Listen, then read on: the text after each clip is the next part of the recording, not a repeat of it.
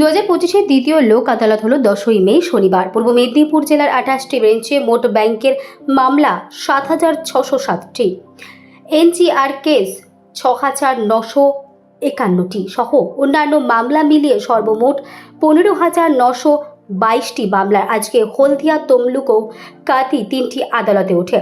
শনিবার সকালে তমলুক আদালতে জেলা বিচারক প্রিয়ব্রত দত্ত, পূর্ব মেদিনীপুর জেলা আইনি সহায়তা কর্তৃপক্ষের সচিব শুভজিৎ রক্ষিত, তমলুক মহকুমা পুলিশ আধিকারিক সহ অন্যান্য আধিকারিকেরা সমস্ত মামলার বেঞ্চ পরিদর্শন করেন।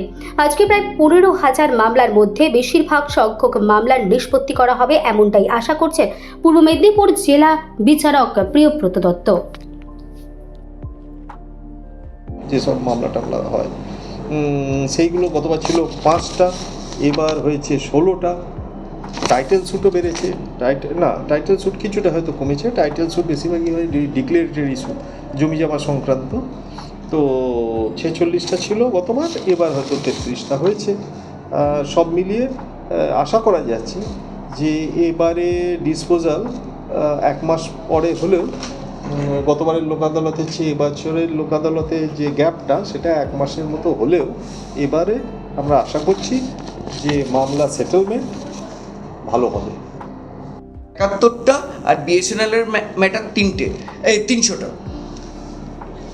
এবারে অল ওভার টোটাল আমাদের ডিস্ট্রিক্টে টোটাল কেস হয়েছে হচ্ছে 15,922টা। এরপর অন দ্য স্পট যদি কেউ আসতে চায় তারা আসতে পারে। আর আমাদের চেয়ারম্যান স্যার, লন্ডন ডিস্ট্রিক্ট জাজ স্যার আর আমি বিং দ্য সেক্রেটারি, আমরা গিয়ে দেখলাম এবারে ডিসপোজাল কিন্তু এর আগের বারের থেকেও অনেক বেটার হচ্ছে। আর আমরা আশা করব সবাই এটা কোঅপারেট করবেন।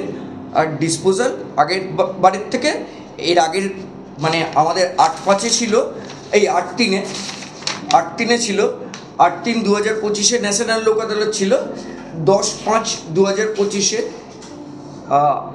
আশা করছি যে আগের থেকে অনেক বেশি ডিসপোজাল, অনেক বেশি আমরা সবাইকে রিলিফ দিতে পারবো।